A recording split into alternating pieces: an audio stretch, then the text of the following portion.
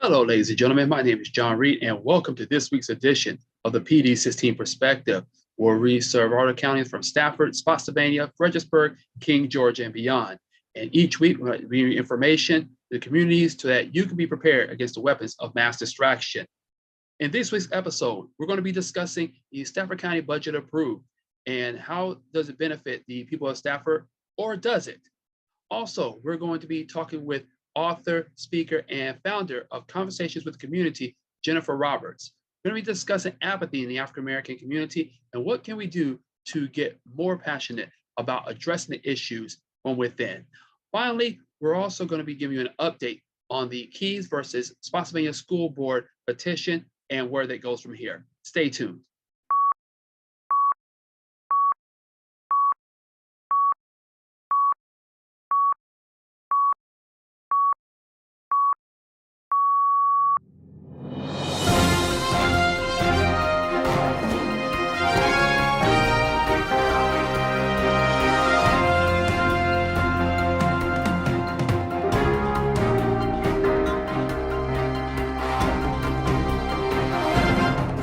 Recently, there was a update to the Stafford County budget for FY23. And for those who may know, most of the budgets that go a year in advance start in July. And so this has been something that's been ongoing, a topic, especially on school boards and board of county supervisors, and that many have pushed for. And so on a recent hearing that took place back on April 5th, there was a discussion on the school board for the hearing, for the budgeting, I should say, and with the board of county supervisors. And the budget, and I'm going to read this comes from the Potomac Local, and some of the things that are important because this is going to impact your wallet. And while some our services are being met, there are those that are not, and we're going to address those as well. So again, this is from the Potomac Local, and they approved the fiscal year 2023 budget. And what they agreed on was that, first of all, it was going to be an excess of 85 cents per $100 of assessed home value to get to their budget. Now, this rate is 12 cents lower than last year's rate. That's important to remember. However, what's going to happen is taxes on personal property, such as cars, they're going to drop. They're going to drop from $6.10 to $4.49 per $100 of assessed value. That being reason, of course, with the pandemic, cars were not out as much. People were staying home. So it will give them some relief. That being said, however, if you're a homeowner, if you live in Stafford County, prepare to pay more because according to the new approved budget, that this move is going to hike the average homeowner's pay property tax bill by $287. I'm going to say that again. It's going to increase the average homeowner's property tax bill by $287. And that's usually this happens when it comes to inflation and with rising costs. We've seen that with a myriad of factors, gas, land, and expansion within Stafford County into other communities, that this was inevitable. This was going to happen. So on one hand, while people are paying less for their property tax bill, but if you are a homeowner, you are going to be paying more. And another thing to note is that the budget is actually approximately $12 million less that was originally proposed earlier this year. And so, County Administrator Fred Presley had proposed back in February. And that's interesting to note because there were a lot of people who were especially looking at where the funds were going to go, where they were going to go into, and who was really going to benefit from it. And so I just want to kind of read some of the things that are going to go to, especially when it comes to education, because that was one of the things that was really pushed for at the beginning of the year for the school board when they were looking to increase teacher pay, because we talked about on earlier editions of this show that when you're a Stafford County school teacher, it takes you almost 20 years to earn what a school teacher in Prince William County or Fairfax, or even to a greater extent, Arlington, counties make, almost $65,000 a year. And we know now more than ever before, teachers are leaving the workforce. They're leaving because of unfair conditions, low pay, things have been put on them, especially when we talk about teaching for the test. And so when you're finding out that where the money is going to go to and how it's going to be allocated, it's important to remember, overall, is it going to benefit the overall community? So let me just read this real quick and give you some updates. Again, this is from the Potomac Local, that the budget does include about $165 million for constructing a sixth high school because, and as we talked about this before, there's been overcrowding, potential for overcrowding in Stafford County public schools. And so they're looking to alleviate that problem by constructing a sixth high school, and where the location has yet to be determined. And they're going to rebuild some of the schools, such as Hartwell Elementary School and $113 million for 2 new elementary schools. But now overall, the one advantage point with this new budget is that it's going to give the school division $8 million more. So that's paid bus drivers, what they should. This was one of the biggest issues when people were concerned about where was the increase going to go to. Was it going to go back to the bus drivers? Was it going to go back to custodians, administration? Was it going to go to, most importantly, the school teachers who have had to battle, and even with the pandemic, contemplating whether they even want to go into class or not. And if you've been to the Stafford County School Board hearings, that's something that's been a consistent issue.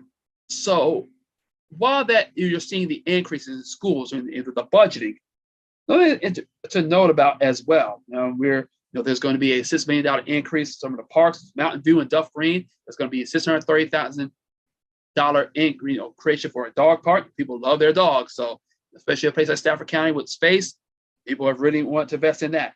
But the thing is, and this is the point that, and you always got to, I always say, when you look at news, always watch things with a third eye and listen with a third ear, as Joe Madison likes to say. And as it was approved for this extra tax hike rate, what it's not doing and what it's not really doing is addressing some of the critical needs in Stafford County. It's addressing issues of transportation because people are now going out more. People are transitioning out of the pandemic, going back to work, going out to eat, going to movies, just getting back to as much normalcy of life as possible. That being said, however, there are things that are not being looked upon in this budget. And this is why people need to come out to the May 3rd Board of County Supervisors meeting and let your voices be heard. And I want to quote something that Tanisha Allen, who is one of the supervisors from the Griffiths Tidewater area, Widewater, I should say, talked about. And so she voted against the tax rate and budget, and for good reason. And I'm going to quote her, what she said. This is, again, Griffiths Widewater Supervisor Tanisha Allen. She said, essentially, you're going to get the same services. You're going to get the same things that they've had already. And Stafford County is not in position to meet some of these critical needs. So these are things that really need to be addressed. Are the budget increases going to address the critical needs within Stafford County? Is it going to address, opportunities for infrastructure, transportation, affordable housing? What is it really going to do? And again, is it, they talk about they want to address teacher pay, which is great. And there's a plan in place for that to increase it incrementally, but is it going to be enough? Is it going to be enough to address the issue of population in schools? Is it going to be enough to address some of these other issues within Stafford County? Especially, are they going to open the door? No, there've been talks about other warehouses, other companies coming into Stafford County, which is great for its economy. But is it going to be enough? So go out to the May 3rd Board of County Supervisors meeting, let your voice be heard. Your supervisors are. We will be putting that website on our PD16 Perspective Facebook page, because it's important for you to know, because what you don't want to do is when this budget gets approved and come July 1st, when that budget happens and you're looking at your bill next year and you're wondering, wow, how am I end up paying so much? So while it may look on the surface level that it's improving, there's still several issues that need to be addressed. This week, we've had the opportunity to speak with Jennifer Roberts. She is an author, she is a speaker, she is also the founder of Conversations in the Community. And so she talks with us today about why it was necessary for her to have these conversations and how we can bring about intersectionality in those communities so that there can be a greater level of understanding. She also talks about some of the work she's doing in Fredericksburg. Take a look. This is the PW Perspective. This is John Reid with you. And joining us today is somebody that we've really been looking forward to talking to today. She is an activist. She is an author. She is a leader, founder of Conversations with the Community, Jennifer Roberts. Jennifer, thank you so much for meeting us. How are you doing today? I'm great, John. Thank you so much for having me. It's such a pleasure. And, there's so many wonderful things that you've done already in the community. So just for those who may not know Jennifer Roberts for the first time, can you just kind of introduce yourself, tell me a little bit about what you've been doing?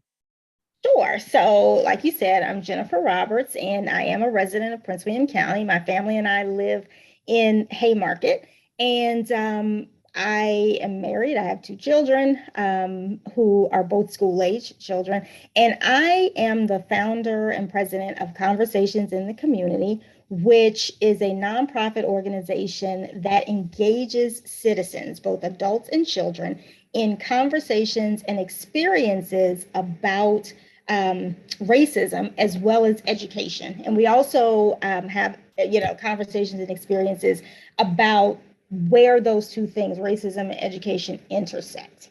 So we've been doing everything because of the pandemic. We've been doing everything over Zoom.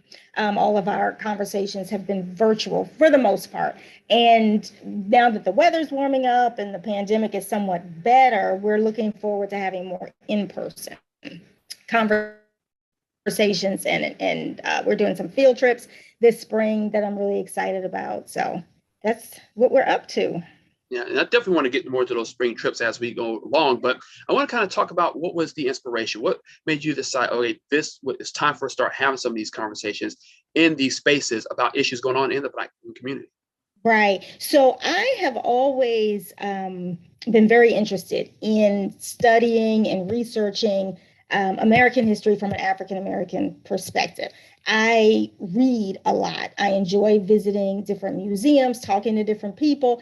And this path is not really something that I thought that I would be doing. I absolutely love what I'm doing, but it's a burden that I'm a person of deep faith. It's a burden that God has placed on my heart.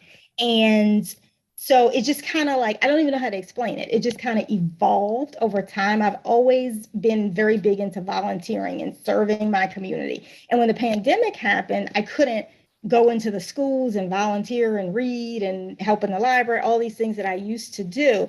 And so it just kind of came about, like just seeing all of the racial tensions that were happening just across the country, looking at my two children and seeing that there were, certain services and programs that I wanted them to be able to participate in and to benefit from. And talking to the kind of conversations that we have at our dinner table, and when I'm talking to friends and family, a lot of us are talking about the same types of racial issues, but there wasn't a platform where we could come together as a group and have these conversations. So, and I want to kind of go more into that. And sure. we saw, especially like I say in 2020 with the pandemic, and then we saw a lot of the civil unrest after the murders of George Floyd, with later on Mark Arbery, Breonna Taylor, Alton Sterling, and so on and so forth.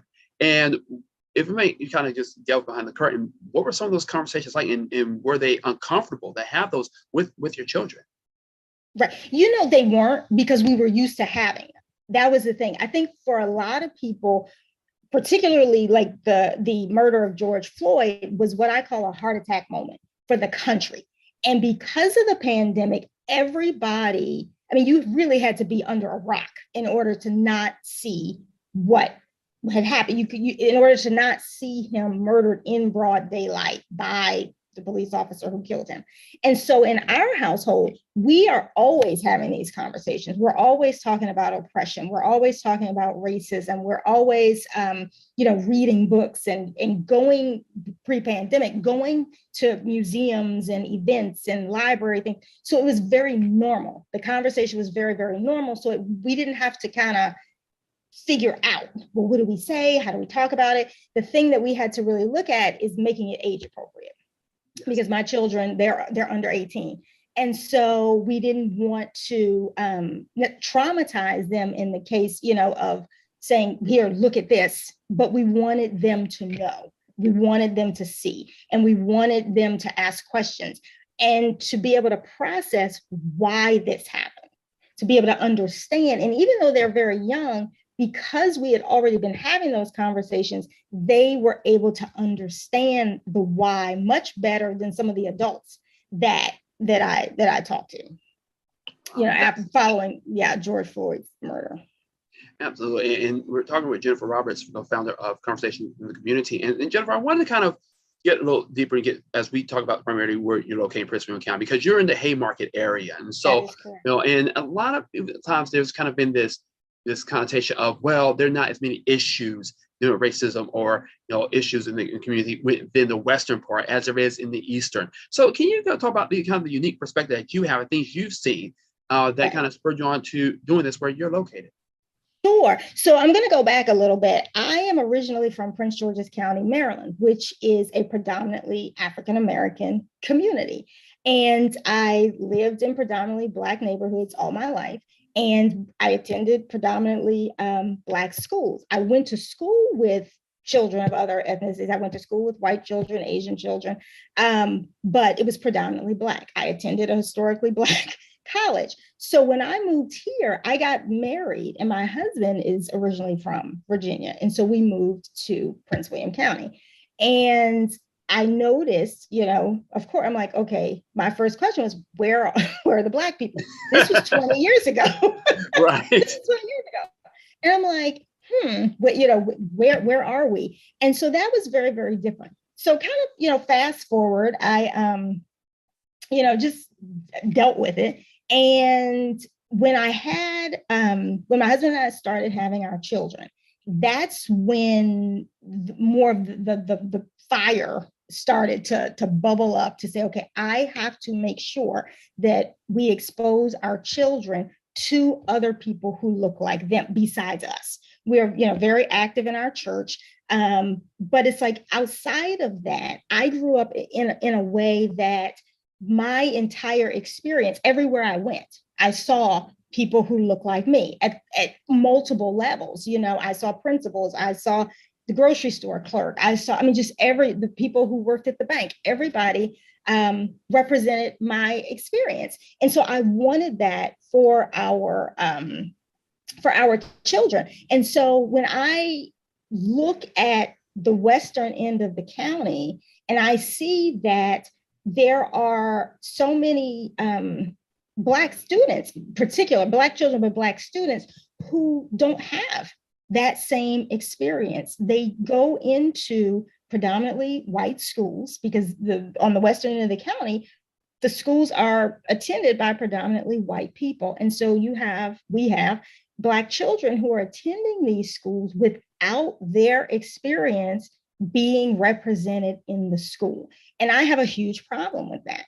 I think that every Prince William County child deserves to have their racial, ethnic, cultural experience represented in the school. I think it is very unfair to expect any child to go into a learning environment every single day and not see themselves represented. And that lack of representation certainly exists on the Western end of the county. What I notice is that most people, and this is people in the community as well as educators, don't talk about it.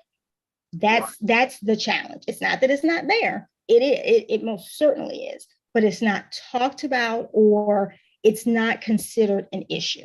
And that's a problem.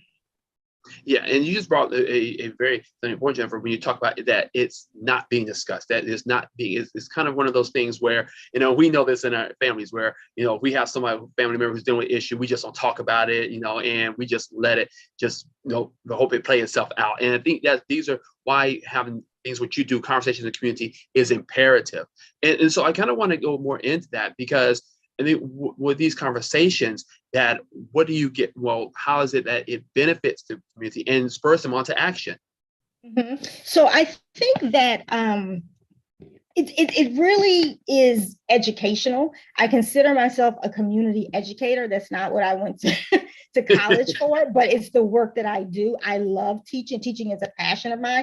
And so in this work, I get to educate people, Black people and white people, about racism, because there are a lot of Black people who, they not necessarily, the people that I encounter don't necessarily deny that racism exists, but they've learned to live with it. Right. And that's, for me, I'm like, that's not okay, because I'm the person who sees the issue and says, okay, this is racism is here, or lack of representation is here, lack of experience is here. But why is it that way? And what do we need to do in order to change it? And I don't see a lot of people who share that same fervor or even feel, the same way. And so when we have conversations, it's a lot of educating people on this is what's going on because it's not discussed. So it's saying these are specific examples of what I'm talking about. And I'll give you one that I experienced several years ago when one of my children was younger, and they were in elementary school. And I just assumed, because of my background, that at the minimum, the schools here did some type of Black history celebration, some type of Black history program, just at minimum. There was absolutely nothing. There was absolutely Really? no program, no assembly, no anything. And so like I said earlier, my question is, okay, this is the way that it is. And nobody seemed like bothered.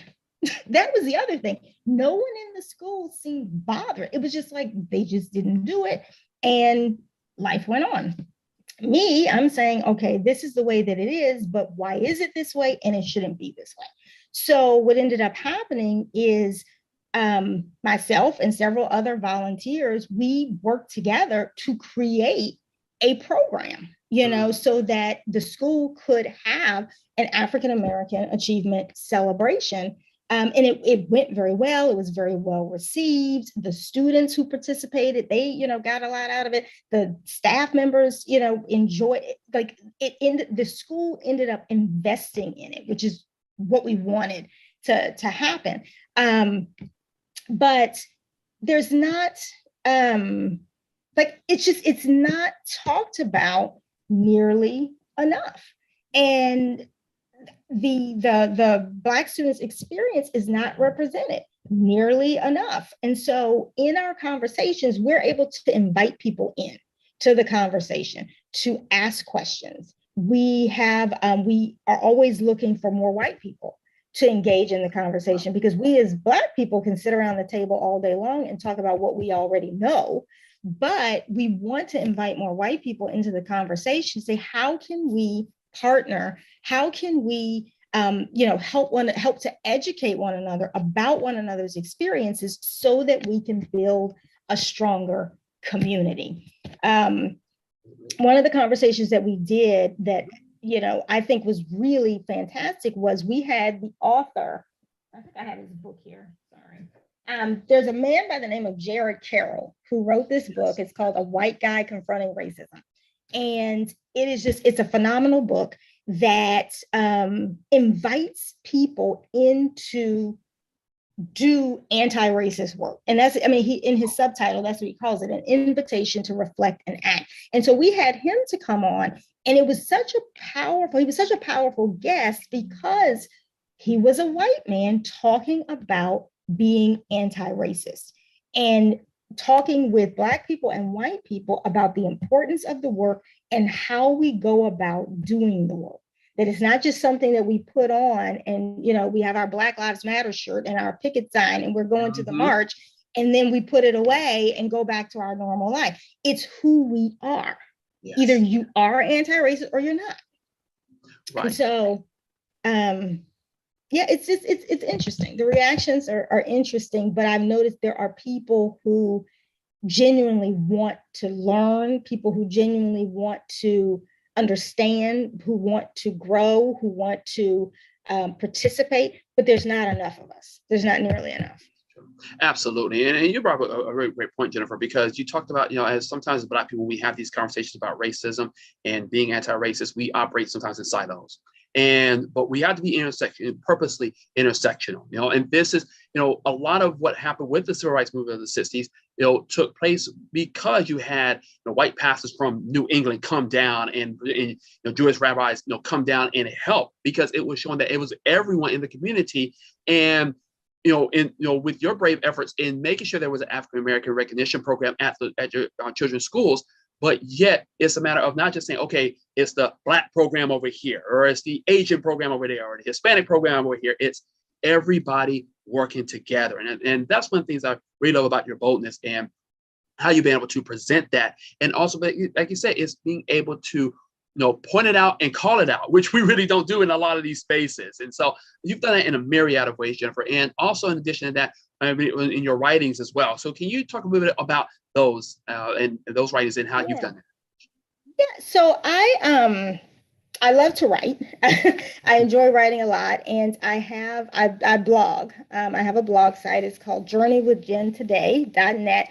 And on that site, I write a lot about just my agitation with racism. I look at things. I don't have, and I don't know, I guess the fear that a lot of other people I think do, have, because I've had conversations with people behind closed doors who would never say anything in public. And I'm like, come on, we need you to speak up and to speak out. And so there is a boldness that I do believe was given to me by God. I really do, for this purpose, for this season, for this time. I believe that with all of my heart, because when people read what I write, or they, I post a lot on social media, they're like, oh my goodness, you're, is this the same Jennifer that is like, baking cookies in school with the other night? Yeah. Right, exactly. Is it, is this the same person who is, writing children's books and, right. do all these other things? And I think there's this belief, I mean, I don't know what you call it, but it's like that you can't be nice and be anti-racist. Like, people be angry. Yeah, it's like one and the same. And as a lot of people, there's always got this connotation where you got to be either pretty nice, or if you're anti-racist, I mean, no, it's justice is something that is a part of our being. So yeah, right. Please. Yes. Exactly. So so in my writing, I really try to draw connections. I want people to see what is going on. And it's hard for people to see it unless you give them very specific examples.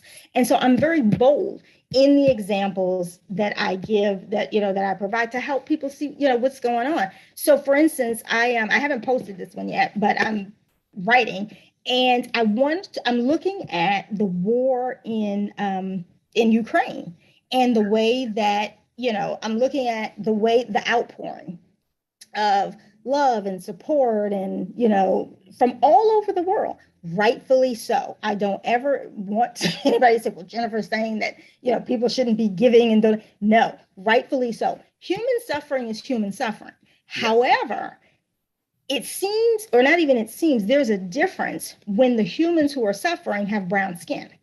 The same people who are advocating, as they should, for Russia to not be at war with Ukraine, for people who are sending food and diapers, and I was very moved by the moms who left the strollers at I think it was like a train station in Poland very early on, so that the mom, I'm like, that's what human beings can be. That's what human beings can do. But when it comes to Black people and people of color experiencing suffering, be it overseas or be it right here in the United States, the same level of empathy is not poured out. And that is the reality. There seems to be, it's like there's a line that is drawn, that if the human suffering is Black people suffering, well, we don't need to do anything, or we don't need to do as much, or if there's this justification. And we, like I said, we see it abroad, but we see it right here in the United States. We see it right here in Prince William County. Yes. And it's not right. So I speak out about those types of issues, and try to help people, like I said, to see this is what's going on. When I'm talking about racism, it's not some far removed thing. It's happening. Anytime there are students who are being called the N-word in Prince William County schools and nothing is being done.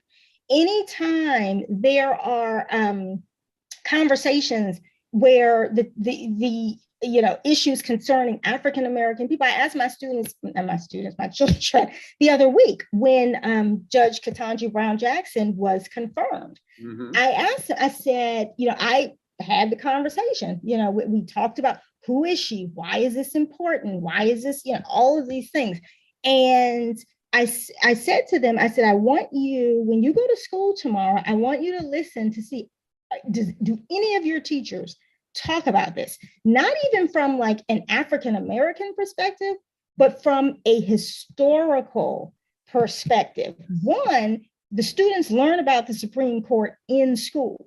So this is a very relevant connection to what they're already studying, that we now have a new Supreme Court justice. She's replacing Judge, what is his name? Stephen Breyer. Yeah. What's happening this is a current event. And for me, it is very personal because she isn't a Black woman. She is well qualified. It is long overdue. The Supreme Court's, in its entire history, there has never been, as we know, there's never been an African-American woman on the Supreme Court, not because there weren't any who were qualified. It's because of systemic racism that this is the first person who's holding this position, and she should be there. So I asked my kids, I said, when you go to school, I said, let me know if any of your teachers talk about this historic moment in American history. They said, no, we did not talk about it. Sadly, I was not surprised, but it was just more confirmation that, current events, not just this current event, but just a lot of things that go on are deemed, issues that we don't talk about. We are not having these conversations in school, and we should be. Absolutely. And that's why we need to continue to spur, whether our school board representatives or even our administrators and even teachers to do what's necessary to call out what is going on. And when we have these historic moments like Judge Ketanji Brown Jackson, that they need to be discussed deeper so that children have a greater sense. And this is why people wonder, well, why do we push so much for this history? Because our children need to know about it. They need to know about Greenwood. They need to know about what happened in Wilmington in 1898. They need to know about these things so that they can be better prepared to know about not only their history, but also their identity. And that's one of the things you do as well. And you talked about some of the trips that you take. I know one thing you have a Fredericksburg trip that's coming up at the end of the month and other places as well. Can you talk about those trips and the importance of having people be a part of that? Yes. So I am beaming because I am taking these kind of trips are things that I like to do with my family. They don't necessarily share my passion. So that's okay. They rather go, other places, but I make them go, to a lot of the same places that I go to. But they're so important and they're so accessible. And so oftentimes with the two that we have coming up next Saturday, not this coming Saturday, but on April the 30th, we are going to Fredericksburg to take the African American Trolley Tour. And what that is the Trolley Tour is available anytime. Anybody can go. They have a tour schedule. You have to have a group in order to do the African American tour, and you have to request it. It's not something that they do all the time. And it's an hour-long tour through Fredericksburg to look at different sites that were relevant to slavery, different sites that were relevant to the civil rights movement and the Civil War. And so the tour guide, takes you through the city and you get to see it from a very different perspective. It's the same thing with Mount Vernon. We're going to Mount Vernon on May 15th. Many people, particularly people who live in Virginia, and some people even travel here to go to Mount Vernon, are familiar with Mount Vernon and have been and have taken their children. Most people have not taken the Enslaved Peoples Tour. I've done this tour with my children before, and it is fantastic because, again, you're able to understand, yes, you have the home of George Washington, the nation's first president. And while he had many, noteworthy accomplishments, we cannot gloss over the fact that he and his wife owned slaves. You can't just leave that out. Yep. Right. And so we're looking at these people. This is not just some blurb in a textbook, as it is often written. And even when it pertains to George Washington, it's not even talked about at all. No, we talk about crossing the Delaware. We talk about, him being the first president. Right. We never talk about the fact that, yes, he owned slaves. Absolutely. He owned slaves. And so the tour really sheds a light on some of these people's personal stories, because these were people. You know, they had lives, they had dreams, they had hopes, they had children. And so it talks about their lives, and it puts a story to where there isn't one. And it helps people to understand better the fullness of a person. We are all flawed human beings. And our, you know, the people who helped to found this country were no less flawed. And it doesn't take anything away from the great contributions of George Washington, but it helps us to better understand him in his fullness and in his flawedness. And so there's a story that I think is a wonderful story that the tour guide tells, and it's about a woman by the name of Ona Judge. Most people, if you ask who is Ona Judge, they have no idea. There have been books written about her, but most people have not read them. There are children's books written about her. Most people don't know that either. And she was an enslaved person. She was actually Martha Washington's enslaved person. Yep. And when they married, she was part of the estate. And she was an enslaved person inside the house. And she ended up, because she traveled with them between Virginia and Philadelphia, I think it was when they were in Philadelphia, she just like walked out the front door one day and left and like disappeared into Philadelphia society. And they looked for her for like a year, and but they did not recover her. But it's understanding these were people who also contributed to the building of America. We can't keep believing this lie, and that's what it is. There's so many people who are believing this lie that the United States of America was built by white people. That is not the truth. You can't, remove an entire people's contribution and an entire people's history and the pride that can be associated with that. Because while there's a lot of pain, and there is a lot of pain in, African-American history and the African-American experience, there's a tremendous amount of pride that we are robbed of if we don't do this work of educating ourselves and educating our children. So the field trips are a way to educate people and to show them, hey, a lot of this history, particularly in Virginia, it's very accessible. Virginia has so much history that everybody can Google, anything that you want to know, but you got to be willing to pay attention, and that's what we help people do. We help people to pay attention to something that they ordinarily would not pay attention to. And that's what it's really all about. And hopefully that you'll be able to get not only to get Black students to understand it, but other cultures as well. Because they'll understand some of the issues of Virginia history. While it is rich, but it also there are some things that need to be discussed, particularly with slavery and its treatment of African American people, even to this day.